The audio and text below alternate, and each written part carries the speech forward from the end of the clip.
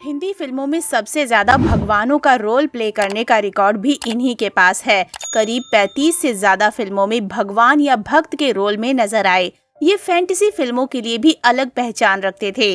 अली बाबा से लेकर हातिम ताई तक सभी के रोल किए। तुलसीदास भी बने और अभिमन्यु भी बने। 1959 में आई वी शांताराम की फिल्म नवरंग से महिपाल को देश भर में पहचान मिल गई। तो चलिए देर किस बात की, आज हम आपको अभिनेता महिपाल जी के बारे में बताएंगे, जिन्हें देखकर लोग जयकारा लगाने लगते थे। लेकिन हाँ, वीडियो शुरू करने से पहले आपको याद दिला दें, अगर आप हमारे चैनल पर नए हैं तो चैनल को सब्सक्राइब जरूर कर लें।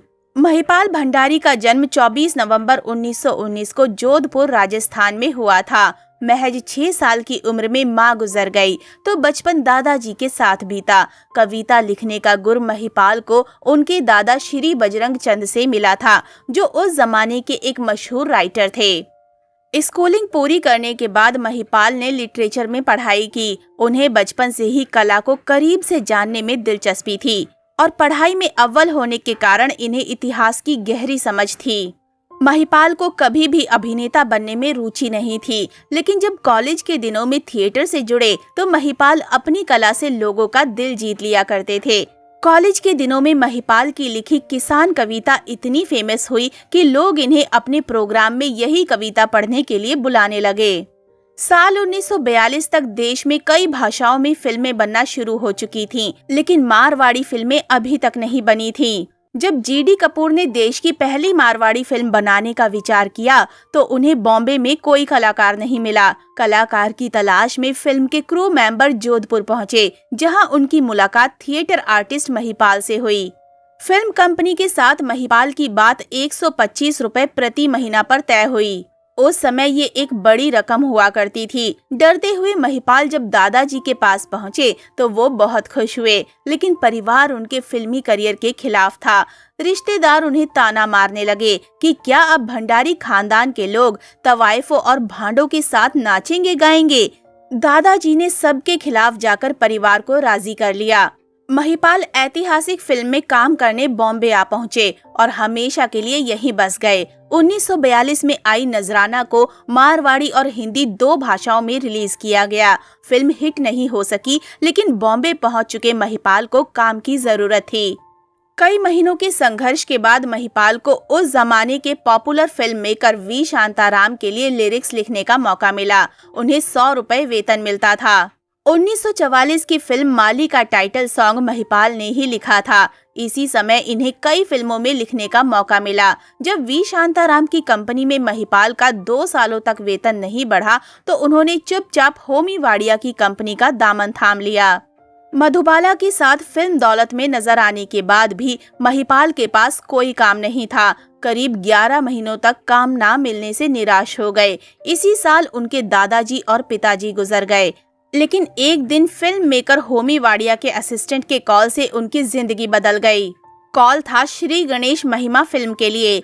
फिल्म में होमी ने महिपाल को मीना कुमारी के अपोजिट भगवान गणेश के रोल में कास्ट किया। फिल्म जुबली हिट हुई और महिपाल का करियर फिर पटरी पर आ गया। ये पहली बार था जब महिपाल फिल्म में भगवान बने थे, लेकिन श्री गणेश महिमा के बाद ये सिलसिला निकल पड़ा। एक के बाद एक कई धार्मिक फिल्मों में काम करने का मौका मिला। महिपाल संपूर्ण रामायण, वीर भीमसेन, वीर हनुमान, हनुमान पाताल विजय, जय संतोषी माँ जैसी हिट माइथोलॉजिकल फिल्मों में नजर आए। महिपाल ने अपने एक्टिंग करियर में इतनी फिल्मों में भगवान राम, कृष्ण, गणेश और विष्णु का किरदार निभाया कि असल जिंदगी में भी लोग इन्हें भगवान मानने लगे थे। जहाँ जाते लोग इनके पैर छूने लगते, जयकारे लगाए जाते। ये वो जमाना था जब राज कपूर, दिलीप कुमार और देवानंद जैसे बड़े कलाकार इंडस्ट्री में अपनी बड़ी पहचान बनाए बैठे थे। इसके बावजूद महिपाल ने अपने हुनर से माइथोलॉजिकल फिल्मों से मशहूर हो गए।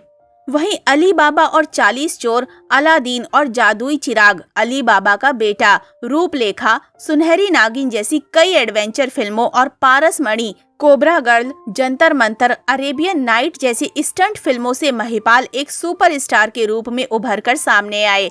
इन फिल्मों के लिए महिपाल ने फाइट मास्टर अजीम भाई से हॉर्स राइडिंग और तलवारबाजी सीखी थी। 1959 में महिपाल को वी शांताराम की फिल्म नवरंग में दिवाकर की भूमिका करने का मौका मिला। इसके साथ संध्या लीड रोल में थीं। फिल्म का गाना आधा है चंद्रमा रात आधी और जा रे हट नटखट आज भी लोगों की जुबां पर है। इनकी फिल्में भारत समेत मिडिल ईस्ट में भी काफी पसंद की जाने लगी थीं। महिपाल ने अपने एक्टिंग करियर करीब 130 से ज्यादा फिल्में की, जिनमें मीना कुमारी, संध्या, माला सिन्हा, निरूपा रॉय जैसी टॉप एक्ट्रेसेस के साथ सबसे ज्यादा फिल्में की। साल 1986 में आई फिल्म अमर ज्योति के बाद महिपाल ने फिल्मों से रिटायरमेंट ले लिया।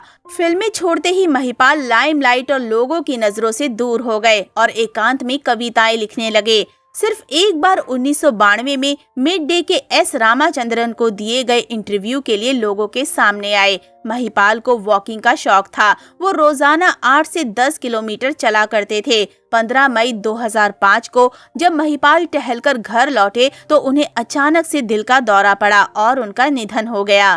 तो दोस्तों, अभी के लिए बस इतना ही। मिलते हैं अगली वीडियो में। तब तक आप सब अपना ध्यान रखिए। Bye bye.